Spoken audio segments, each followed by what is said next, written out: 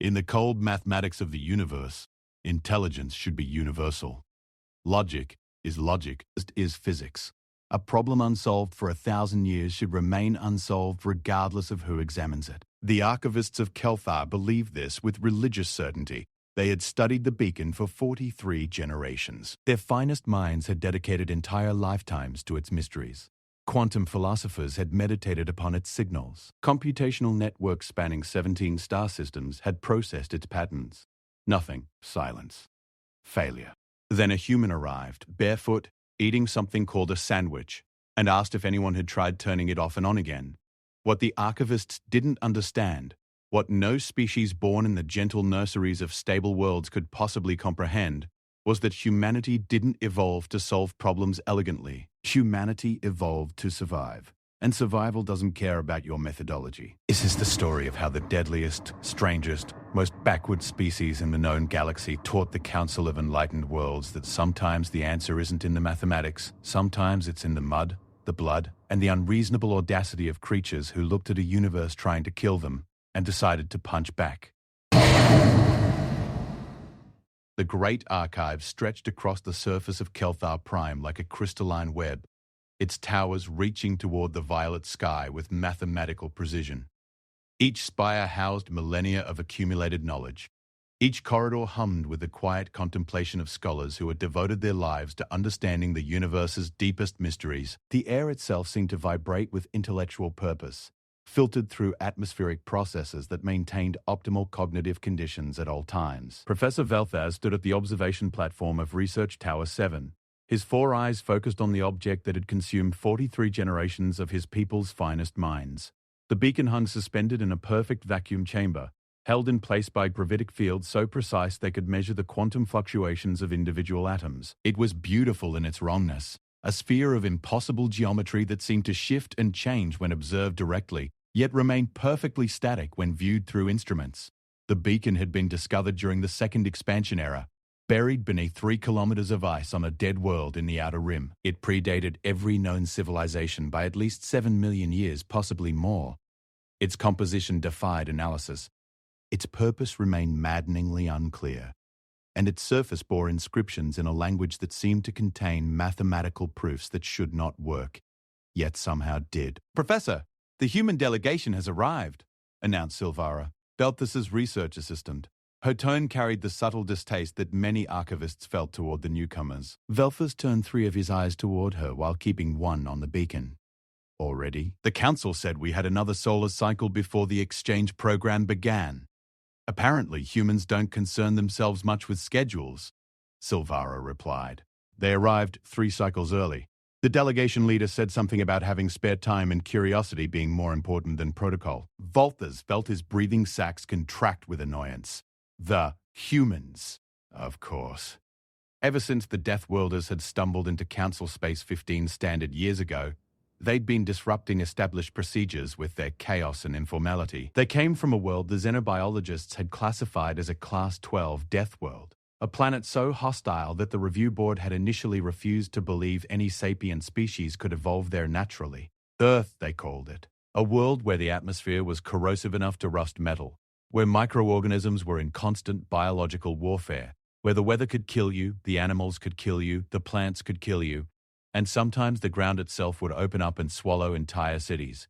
The humans had not only survived this hellscape, but had thrived, developing technology and culture while fighting off predators that would have sent any sensible species running for the caves.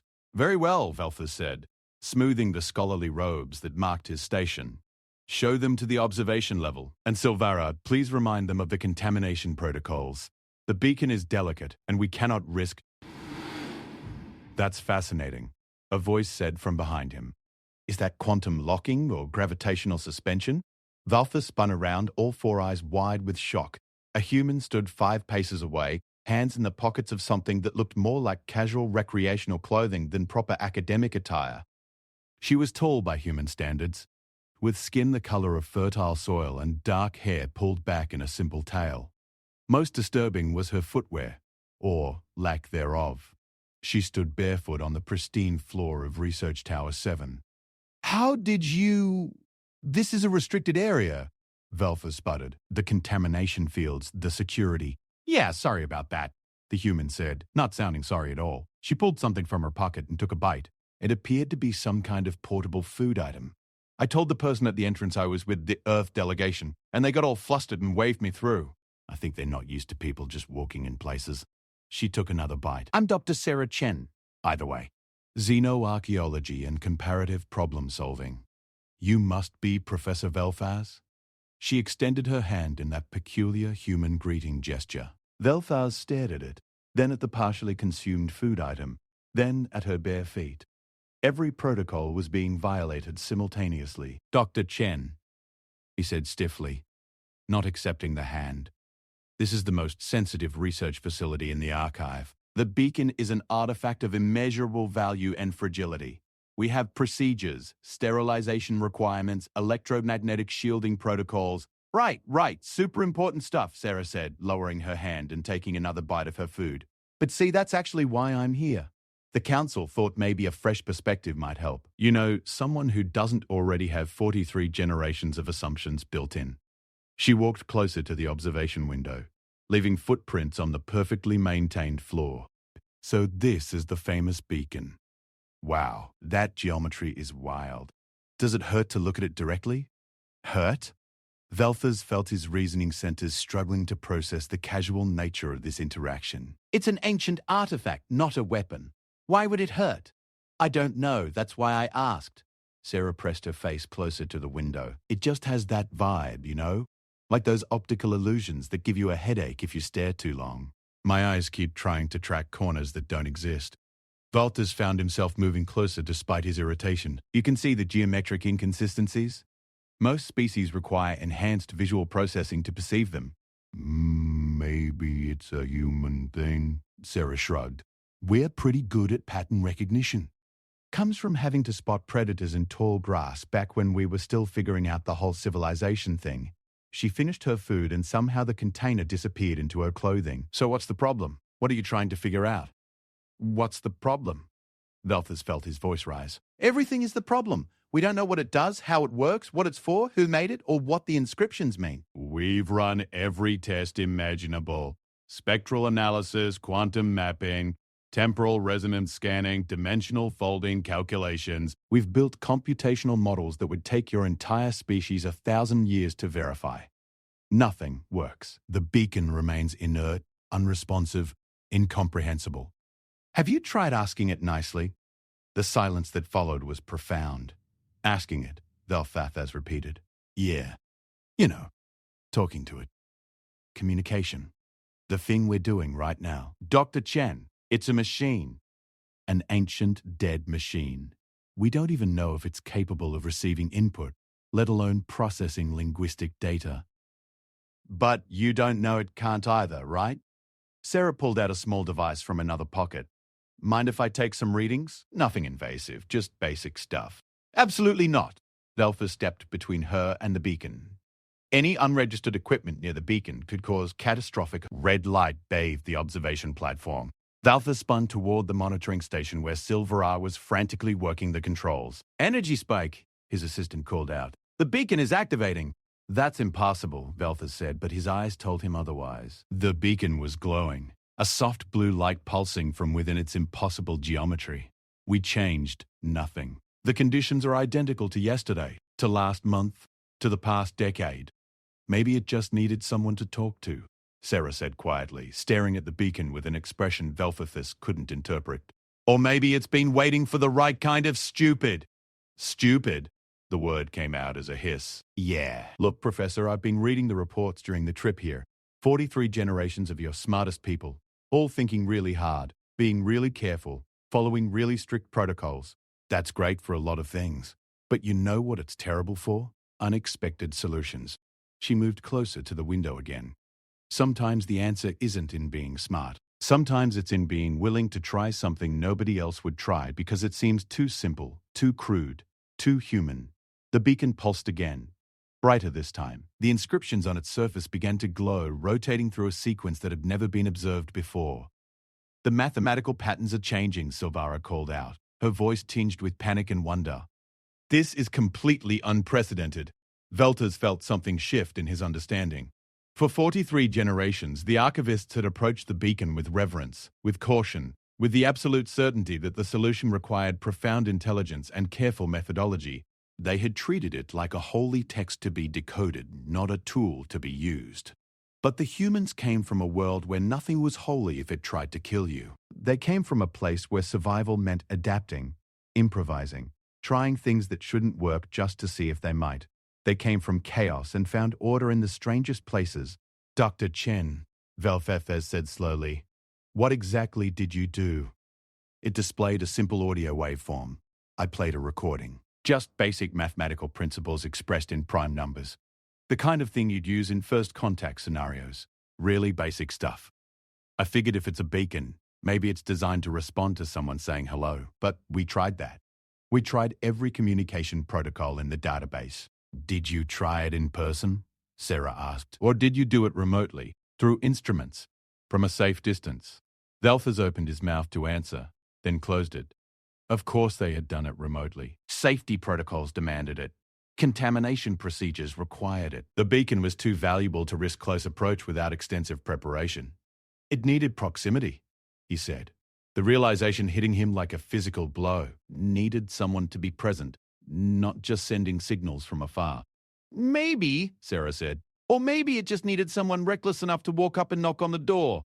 She smiled, showing her distinctly omnivorous teeth. Us Deathworlders are pretty good at that. The beacon pulsed once more, and this time the light filled the entire chamber. Data began streaming across every monitor in the tower, equations and symbols and patterns it would take decades to fully analyze. But in that moment, watching the ancient artifact finally respond after a millennium of silence, Velthas understood something fundamental about the universe. Intelligence alone wasn't enough. Sometimes you needed someone who didn't know the odds were impossible. Someone who would walk into a restricted area barefoot and eating a sandwich because protocol seemed less important than curiosity. Someone from a world so dangerous that caution was a luxury their species couldn't afford. Sometimes you needed a human. Professor, Silvara called out, the data is incredible. It's responding to Dr. Chen's device. It's as if it's been waiting for someone to approach it properly. Sarah raised an eyebrow at Velfeth. So, about getting me full access to the research. I have about 9 more ideas I want to try. Volters looked at the barefoot human with her casual clothing and her simple device, then at the beacon blazing with light after 1,000 years of silence. He thought about 43 generations of careful, methodical, brilliant archivists who had achieved nothing. I'll need to file 17 different protocol exception requests, he said finally. Cool. While you're doing that, I'm going to try something else. Sarah was already walking toward the chamber access door. Wait, you can't just. But she could, and she did. And somewhere in the back of his mind, Velthas knew that this was exactly why the Council had sent for the humans. Not in spite of their chaos, but because of it. The universe, it seemed, didn't always reward careful thinking. Sometimes it rewarded audacity, and nobody did audacity quite like a Deathworlder. The security override took Professor Velthas's 3 hours to process through the bureaucratic layers of the archive. 3 hours during which Dr. Sarah Chen had somehow convinced the containment field operators to let her sit on the floor outside the beacon chamber, eating another one of her portable food items and humming something she called old rock music. The guards, trained to handle security breaches with lethal efficiency, had instead found themselves bringing her water and asking questions about Earth's moon, of all things. Humans, Velthas was learning, had a disturbing ability to make people forget why rules existed in the first place. When the final approval came through, Sarah was already standing, brushing crumbs off her clothes in a way that made Velthas's cleanliness sensibilities twitch. She'd acquired shoes at some point, though they looked more like flexible foot coverings than proper footwear. Finally, she said, grinning, I was starting to think you guys might actually care more about paperwork than solving 1,000-year-old mysteries. We care about both, Velthas said stiffly, leading her through the decontamination sequence. Structure and knowledge are not mutually exclusive, but which one helps you sleep at night? The question caught him off guard. Sleep was a biological necessity, nothing more. Knowledge was eternal. Structure preserved that knowledge. The answer should have been obvious, yet Velthas found himself uncertain. The inner chamber was everything the observation platform was not. Where the platform had been designed for viewing and monitoring, the chamber itself was a temple to functionality. Every surface served a purpose. Sensors lined the walls in geometric patterns. The air was kept at exactly 17.3 degrees Kelvin, the optimal temperature for the beacon's mysterious composition. The floor was a grid of force emitters, allowing the artifact to float in perfect suspension without any physical contact. And there, in the center of it all, hung the beacon. Up close, it was even more disturbing. The geometry seemed to shift and crawl across its surface like living equations. Symbols appeared and disappeared in patterns that followed no known mathematical sequence. Looking at it directly created a sensation Velthers could only describe as cognitive dissonance, as if his brain was trying to process information in dimensions it wasn't designed to perceive. Sarah walked right up to it and knocked on the containment field. "Hello in there," she said cheerfully. "Thanks for waking up. My name's Sarah. I'm from a little blue planet about 40 light years from here, and I have so many questions I don't even know where to start." "Dr. Chen, it's not sentient," Velthers said, though his conviction was wavering. The beacon's glow had intensified the moment she entered the chamber. "You don't know that." Sarah pulled out her scanning device and walked a slow circle around the artifact. "All your reports talk about what it is. The composition, the age, the energy signature, but nobody talks about what it wants." "Wants? It's a machine. Machines don't want things. Machines don't respond to presence either. But here we are." She stopped, studying her device's display. "Look at this. The energy output increases when I move closer and decreases when I move away. It's not just responding to communication attempts. It's responding to me. Specifically to a living being in proximity." Veltaz moved to the monitoring station and pulled up the historical data. She was right. Every sensor reading from the past 1,000 years showed the beacon as essentially inert, with energy fluctuations so minor they were barely distinguishable from background radiation. But since Sarah had entered the tower, the output had increased by 300%. "It could be responding to your species' unique electromagnetic signature," he suggested. "Humans do have unusual bioelectric fields compared to most council races." Or maybe. Sarah set her device down and sat cross-legged on the floor, directly in front of the beacon. Maybe it's lonely. Lonely. Velthers tasted the word, finding it absurd. Yet he couldn't entirely dismiss it. The humans had a tendency to anthropomorphize everything, to see emotion and intent in patterns that logic said were random. It was considered a cognitive weakness by council standards, a failure to maintain proper scientific objectivity. But Sarah wasn't looking at the beacon like a scientist studying a specimen. She was looking at it like one person meeting another for the first time. "Think about it," she continued, her voice taking on a thoughtful quality. "You're a beacon, right? Your whole purpose is to send and receive signals, to communicate, to connect with other intelligent beings. But you're stuck here in this chamber where everyone's too afraid to get close, too careful to touch, too focused on studying you to actually talk to you. For 1,000 years you've been surrounded by intelligence but completely isolated from connection. You're projecting human emotional needs onto an inanimate object," Velthers said, but his words lacked conviction. On the monitors, the beacon's light was pulsing in a rhythm that looked almost like a heartbeat. Sarah shrugged. "Maybe. But projecting human emotional needs onto stuff that doesn't have emotions is kind of our specialty. It's how we made dogs from wolves, how we turned farming from survival into relationship, how we look at dead rocks in space and call them planets and homes.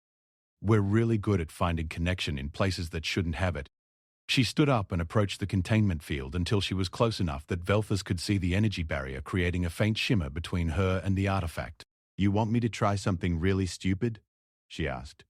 "Generally, no," Velthers replied. "Specifically, what kind of stupid are we discussing?" "The kind where I touch it."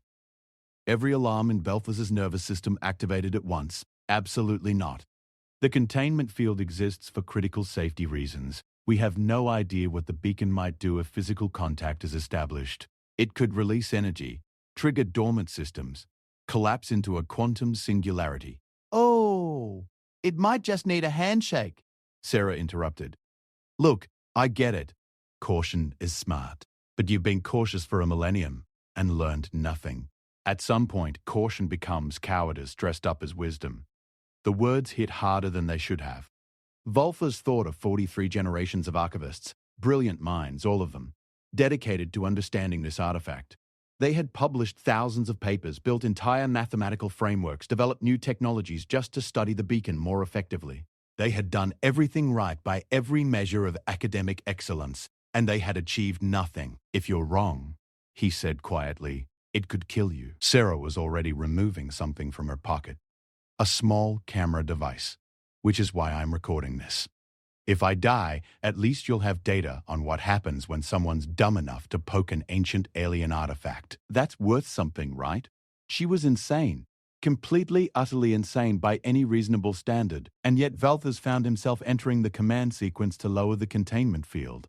I am going to regret this, he muttered. Probably, Sarah agreed. But you'll regret it while knowing something new, and that's got to count for something. The containment field dissolved with a soft harmonic sound. The beacon hung in open space, completely unprotected for the first time in recorded history.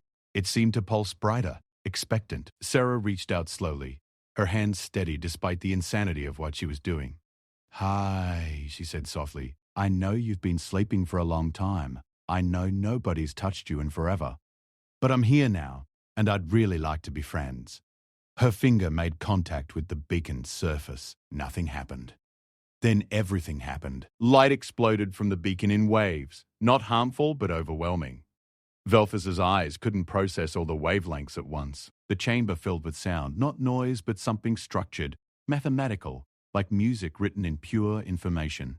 Data streamed across every display faster than the monitoring systems could record, and Sarah stood at the center of it all, her hand still on the beacon, her face lit with wonder. Oh, she whispered. Oh, wow. Professor, are you seeing this?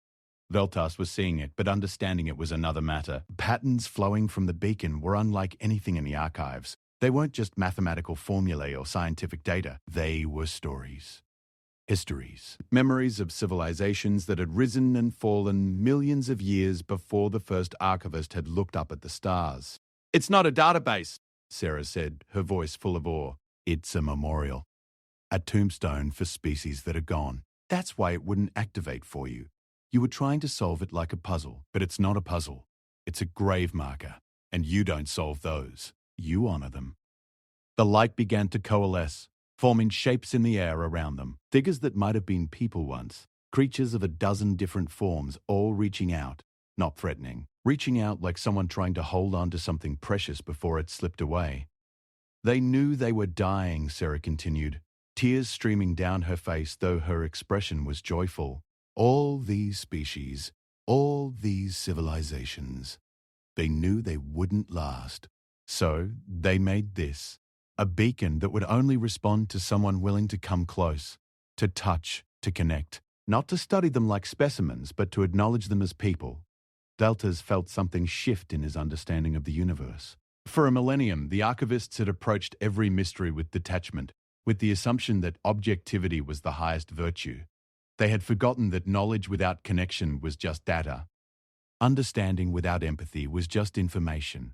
The humans, born on a world that killed them constantly, had learned something the archivists never needed to, that being alive meant being willing to reach out even when it might hurt, even when it might kill you, because the alternative was dying alone. Inscriptions! Belthus said, moving closer despite every instinct screaming at him to maintain safe distance.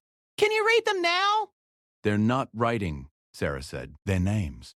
Billions of them, every individual that ever lived in these civilizations. They wanted to be remembered, not as data or historical records, as people who existed, who mattered, who loved and lived and died. The shapes in the air began to fade, but the beacon's light remained constant, warm, almost grateful. I need to document this, Velta said, reaching for his recording equipment with trembling manipulators. The council must know. The academic implications alone. Professor, Sarah interrupted gently, maybe before you turn this into a research project, we should just sit with it for a moment. Honor what it is, who they were. It was perhaps the most anti-academic suggestion Velthus had ever heard. Research was about progress, about discovery, about advancing knowledge. Taking time to simply acknowledge something without analyzing it went against every principle of his profession. But he sat down anyway, on the cold chamber floor, next to the barefoot human who had solved in minutes what the archivists couldn't solve in a millennium. They sat in silence, watching the beacon glow, bearing witness to billions of lives that had ended long before either of their species had learned to make fire. They didn't measure, they didn't record, they didn't analyze, they just remembered. And somehow, that felt like the most important scientific work Velthas had ever done. You know what's funny? Sarah said after a long while, "You probably could have figured this out eventually. Given enough time, enough analysis, enough data processing. But by then, it wouldn't have mattered the same way. Beacon didn't need the right answer. It needed the right approach. And that approach was reckless physical contact by an unqualified Deathworlder?" Velthas asked, but there was no malice in his tone. "Hey, I'm qualified," Sarah protested with a smile. "I have a doctorate in xenoarchaeology and everything." But yeah, basically. Sometimes the answer isn't in being smart. It's in being brave enough to be stupid. Velthas looked at the beacon, still glowing steadily, and at the human beside him, who had shown more courage in 10 minutes than 43 generations of archivists had shown in a millennium. He thought about all the protocols they'd followed, all the careful methodologies, all the reasonable caution that had led to 1,000 years of nothing. "I believe," he said slowly, "that the Council is going to have to revise some of its academic standards." "Good," Sarah said. "Maybe add a requirement that everyone has to touch at least one potentially deadly ancient artifact before they graduate. That seems excessive. Does it, though? Come on. Let's go write the most awkward paper in archive history on the necessity of emotional intelligence in archaeological research, or something like that." Velthas took her hand, letting the human pull him to his feet with surprising strength. Through the chamber's observation windows, he could see Silvara and the other researchers gathered, staring at the active beacon with expressions of shock and wonder. They would have questions. Oh, many questions. And for the first time in his career, Velthas was looking forward to admitting that he didn't have all the answers. That sometimes the best response to a mystery wasn't careful analysis but reckless humanity. "Chen," he said as they walked toward the exit, "you mentioned having 9 more ideas. What were the other 8? Sarah's grin was absolutely terrifying. "Oh, those? They're even more stupid than touching it. Want to try them anyway?" Velthas thought about protocol, about the proper academic approach to xenoarchaeological research. Then he thought about a millennium of achieving nothing through caution. Yes, I believe I do. Behind them, the beacon pulsed with light, and if ancient artifacts could feel happiness, Velthas thought it might have been satisfied. After 1,000,000 years of waiting, someone had finally understood. Sometimes being remembered was more important than being studied. And sometimes the species that understood that best were the ones who had fought so hard just to survive that they'd learned the value of every single life, even lives that had ended long before they existed. The Council of Enlightened Worlds convened in emergency session 3 days after the beacon's activation. Representatives from 47 species gathered in the Grand Assembly Hall, a structure built to inspire awe through perfect mathematical proportions. Every angle, every curve, every surface had been calculated to create optimal acoustic resonance and visual harmony. It was a monument to the Council's core belief that intelligence could perfect the universe through understanding and careful design. Professor Velthas stood at the presentation podium, acutely aware that his career, his reputation, and quite possibly the future of archive research hung on what he said in the next hour. Beside him, Dr. Sarah Chen sat cross-legged on the floor, eating something she'd called a burrito, and seemingly unconcerned that she was breaking at least 7 protocols of assembly decorum. "Honored delegates," Velthas began, his voice amplified through the hall's sophisticated sound system. "I stand before you to present findings that challenge a millennium of established research methodology. 3 days ago, the beacon of Kelthar Prime activated for the first time in recorded history. The catalyst was not advanced technology, not computational breakthrough, not theoretical innovation. It was a human touching it. The Zetharian representative, a being of pure crystalline thought matrices, pulsed with what Velthas recognized as indignation. "Professor, are you suggesting that physical contact with an unknown artifact of immense power was an acceptable research protocol?" "I'm suggesting it was the only protocol that would have worked." He activated the presentation display, showing the data streams from the beacon's activation. The assembled delegates fell silent as images filled the air above them. the faces of a billion beings, from species long extinct, their stories written in light and mathematics, their memorial waiting 7 million years for someone to acknowledge them. The beacon is not a puzzle to solve, Velfers continued. It is a monument to lives lost. It was designed by civilizations facing extinction, and its activation requirements were not technical, but emotional.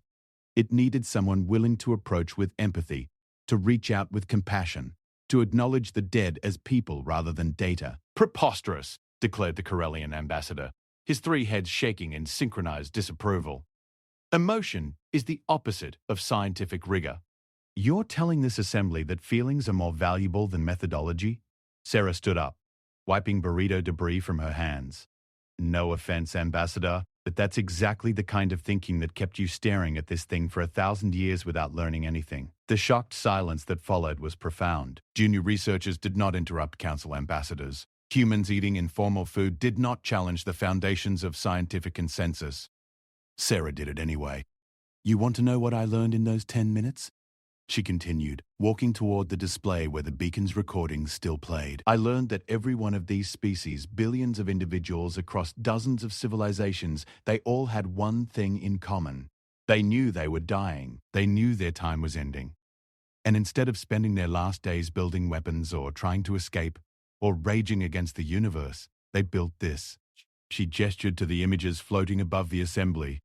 They built a memorial that would only activate for someone who cared enough to get close, who was brave enough to touch, who valued connection more than safety. They didn't want to be remembered as scientific curiosities. They wanted to be remembered as people who mattered. And this required bypassing all safety protocols? The Zetharian asked, though their tone had softened slightly. Yes, Sarah said simply, because safe meant distant. Safe meant treating them like specimens. Safe meant forgetting that science isn't just about understanding things. It's about understanding beings. There's a difference. Valters watched the assembly, reading the body language of 47 different species. He saw confusion, consideration, and in some cases, the beginning of understanding. These were brilliant minds, all of them. But brilliance alone hadn't been enough. The beacon has provided us with unprecedented data, he added, returning to his formal presentation. Historical records from civilizations that predate the oldest known species by millions of years. Cultural archives, technological insights, medical knowledge, artistic achievements, everything these species wanted to be remembered for. He paused, letting the weight of his next words settle. And we would never have accessed any of it without Dr. Chen's approach. You call it an approach, the Corellian ambassador said. I call it reckless endangerment. Maybe, Sarah replied, but I'm still alive. And now we know things nobody's known for 7 million years. I'll take reckless and informed over cautious and ignorant any day. The human raises a valid concern, said a new voice. The Talari representative, an ancient being who rarely spoke in assembly sessions, shifted forward. We have built our civilization on the principles of careful observation, methodical study, risk avoidance. These principles have served us well, but perhaps they have also limited us. Limited? The Zetharian's pulse turned sharp, defensive. Our civilization has achieved wonders through disciplined intelligence, and yet a single human solved in minutes what we could not solve in millennia. We must ask ourselves, what else have we failed to understand because we were too careful to truly engage with it? It wasn't acceptance yet, but it was consideration. The rigid certainty that had defined council methodology for generations was developing cracks. If I may, Belfafair said, I'd like to show you what else Dr. Chen discovered in the 3 days since the beacon's activation. The assembly watched as Sarah's subsequent experiments unfolded in accelerated playback. She'd tried speaking to the beacon in different languages. She'd played music from Earth. She'd shown it images of human art.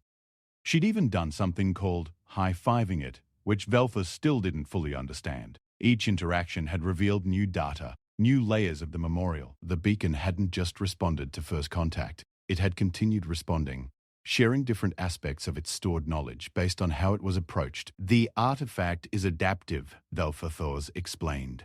It provides different information based on the nature of the interaction. When Dr. Chen played music, it shared artistic achievements of the recorded civilizations. When she showed mathematical patterns, it reciprocated with their scientific discoveries.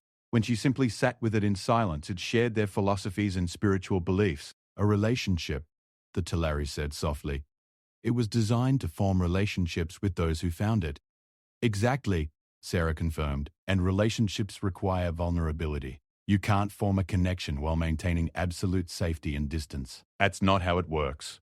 Not for humans, not for whatever species built this thing, and apparently not for ancient alien memorial beacons either. The Zetharian's crystalline matrix pulsed thoughtfully. This presents significant challenges to established protocols. If we accept that emotional engagement is necessary for certain types of research, we must develop new frameworks for evaluating risk versus knowledge gain. Or, Sarah suggested, you could just hire more humans. We're pretty good at the whole intelligently reckless thing. It's kind of our specialty. Several delegates made sounds that might have been laughter, though Velthers wasn't entirely sure. Interspecies humor was complicated. There is merit to Dr. Chen's proposal, the Talari said, though perhaps phrased more diplomatically. The humans have demonstrated an approach that our civilizations lack, not because they are more intelligent, but because their evolution demanded they develop different cognitive strategies. Survival strategies, Velthus added. Humans come from a world that kills them constantly. They learn to take calculated risks not because they're foolish, but because perfect safety was never an option. Every advance their species made required someone being willing to try something dangerous. He pulled up historical records from Earth that Sarah had shared, fire that could burn them, animals larger and stronger that they hunted, oceans that drowned them but they sailed anyway, space that could kill them in dozens of ways but they ventured into anyway. They are not reckless, Velthus continued. They are brave. And there is a profound difference between those two concepts that our species have perhaps forgotten. Velthers could see the shift happening in real time, the careful recalculation occurring behind eyes and senses and crystalline matrices. The humans had disrupted something fundamental, and there was no going back to the certainties of before. Professor Velthars, the Corellian ambassador, said finally, all three heads now looking directly at him. What do you recommend as next steps? It was the question Velthazes had been both hoping for and dreading. What he was about to propose would either revolutionize council research or end his career, possibly both. I recommend we establish a new research division, he said. One that specifically incorporates emotional intelligence, calculated risk-taking, and direct engagement with artifacts and phenomena. I recommend we recruit researchers from species with dangerous homeworlds, those who understand survival and connection in ways that more fortunate species do not. You want to formalize recklessness, the Zetharian said, but there was something like approval in their crystalline resonance. I want to formalize courage, Belthus corrected, and I want to acknowledge that some knowledge can only be gained by those willing to reach out, even when it might cost them everything. I'll second that, Sarah said, raising her hand in a gesture that probably meant something in human culture. Also, I have about 40 more artifacts in various council archives that I think could use the poke it and see what happens treatment. If you're interested. 40? Belthus felt his breathing sacs constrict. Chen, you've been here 3 days. Yeah, I've been reading the catalogue. Your people are really good at collecting mysterious things and then being too afraid to actually investigate them properly. No offense. Some taken, the Corellian ambassador muttered, but even he seemed more amused than offended. The Talari spoke again, their ancient voice carrying weight that centuries of experience provided. I move that we accept Professor Velthus's recommendation. The humans have shown us something we needed to see. Not all knowledge is gained through distance and analysis. Some requires connection. Some requires courage. And some requires the specific kind of madness that only Deathworlders possess. I second the motion, said the Zetharian, surprising everyone, including themselves. Though I insist on comprehensive safety documentation and insurance policies for any human researchers we bring on board. Can I start tomorrow? The vote passed with a margin that Velthers found shocking. 43 of 47 delegates approved. In the millennia of council history, no proposal had ever gained such swift, decisive support. The humans had done in days what generations of reformers had failed to accomplish in centuries. After the assembly adjourned, Velthus found Sarah standing at one of the observation windows, looking out at the starscape beyond. You realize what you've done? He asked, joining her. You've changed the fundamental approach to knowledge that has defined civilized space for thousands of years. Yeah, Sarah said, not taking her eyes from the stars. It's been a pretty good week. A pretty good week, Velthas repeated. You've revolutionized xenoarchaeology, challenged the Council's core methodologies, and apparently read 40 artifact catalogs in 3 days. 42, actually. Couldn't sleep. Too excited. She finally looked at him, and her expression was serious for once. You know what's really incredible about all this? The species that built the beacon, they understood something that took your people a millennium to relearn. That knowledge without connection is just data. That understanding without empathy is just information. That being smart isn't the same as being wise, and wisdom requires vulnerability, Velthar said, understanding now what the past 3 days had truly been about. Exactly. You can't learn about people, whether they're alive or dead, whether they're from your species or ancient aliens, or weird Deathworlders who eat burritos at formal assemblies. You can't learn about people from a safe distance.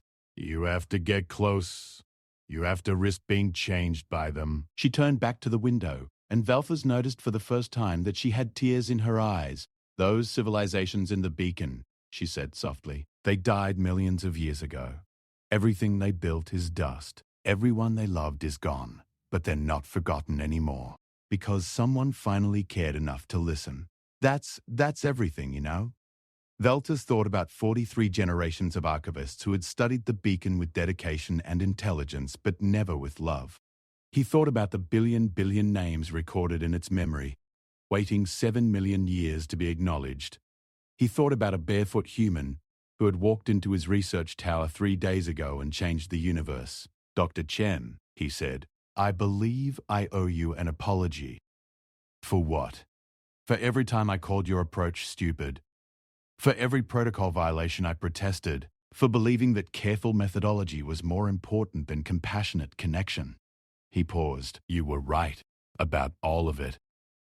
You know what?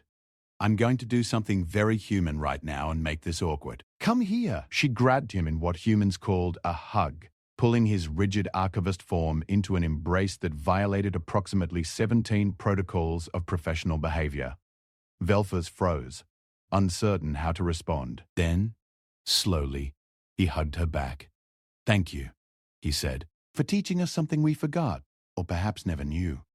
Hey, that's what we Deathworlders are for, Sarah replied, releasing him.